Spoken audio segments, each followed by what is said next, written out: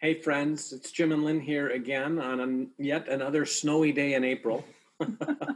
Minnesota's known for those. We can't get over snowy days in April.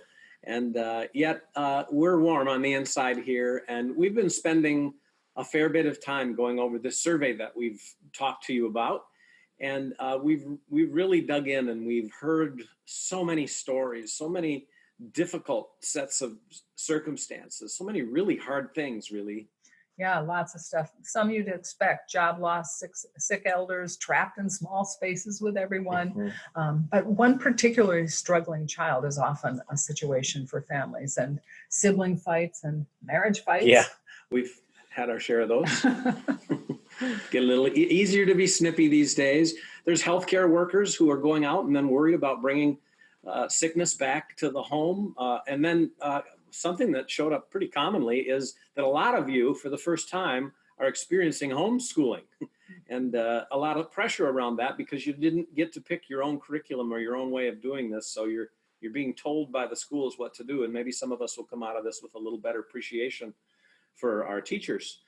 Um, but we're worried about our impact on our loved ones and long-term impact on our kids and economics in general and our personal finances. And there's a lot of stuff that you are feeling stressed about. Mhm.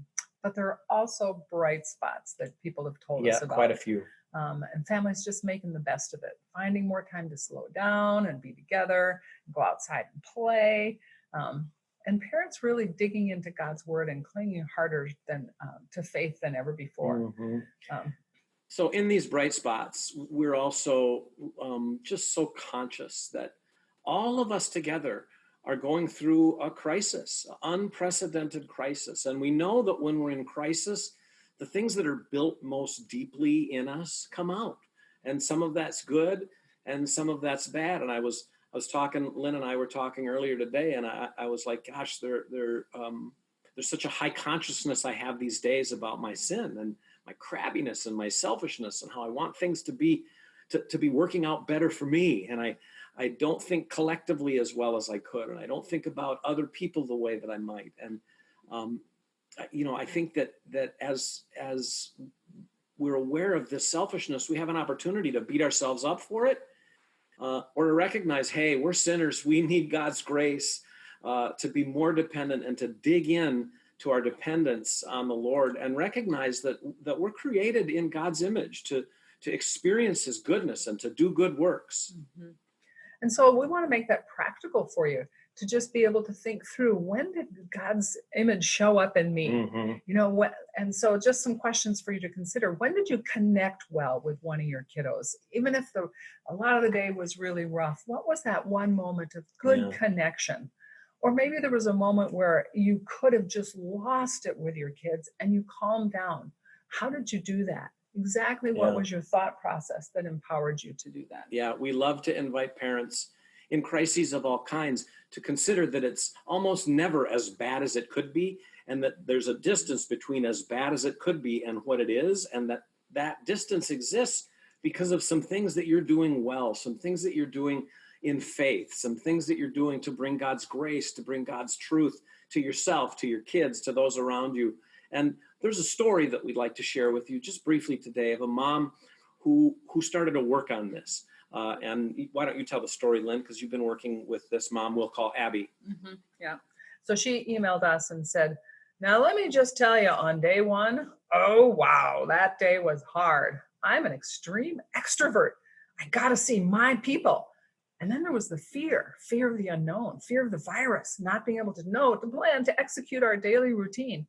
That first day, there were tears and screaming. The anxiety, not just mine, but my kids, was thick and oppressive. But I had a change of mindset over the next 2 to 3 days. I realized that everyone else was having a similar experience. We're all in this Mm-hmm. together, and it was out of my control. Everything that was the most important to me was all under one roof. So it turns out I did have my people. And I still had I a love that. Jesus who I knew was walking alongside me in all of this. And I had the framework that Connected Families had given me. I struggled at first to stay calm. That's that foundation piece. But I read Jim's post where he said, "Whenever I feel anxious, I literally tell myself, Jim, this isn't helping. You can't solve it, but you can breathe deep and remember that Jesus promised to never leave you or forsake you. I love how you become me there. Deep breath. That's it. Do it again, Jim says to himself. So she did that. And then she continues. And then almost even without trying, we were connecting more. Movie marathons, sibling sleepovers, sports, and art projects that stayed spread out for days. A dozen yes moments where normally there would be, no, we don't have time for that, or not today, or let's save that for the weekend, but with no real intention to follow through. There suddenly was time for anything. So she says, through the good and the difficult, I've slowed down.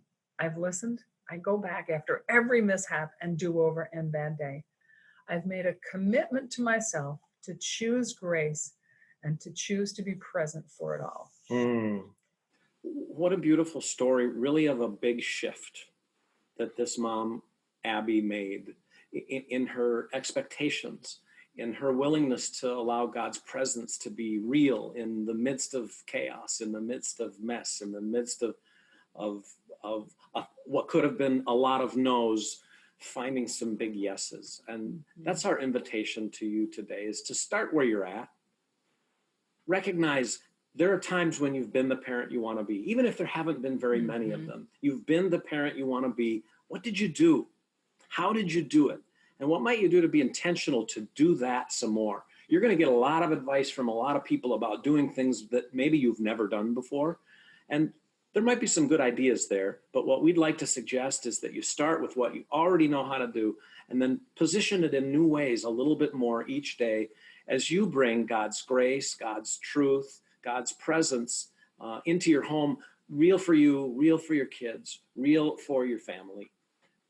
And if you've got a bright spot that you'd like to share with us, we'd love you to hit reply to the email or go to our website and just share a story of how you have found God's grace and God's truth in the middle of all of this in a powerful or unique way. Blessings on you. Yeah. Why don't you say prayer? Okay. Lord, I do ask you to fill parents with an ability to see the bright spots, to be able to see past the difficulties and the failures and the discouragement, and with your grace, illuminate those bright spots that they could then just rejoice. Yes, you are at work. You did this little thing right in our midst. So we just bless them in that today. In Jesus' name, amen. Amen. God bless you, and we'll see you next time we do this.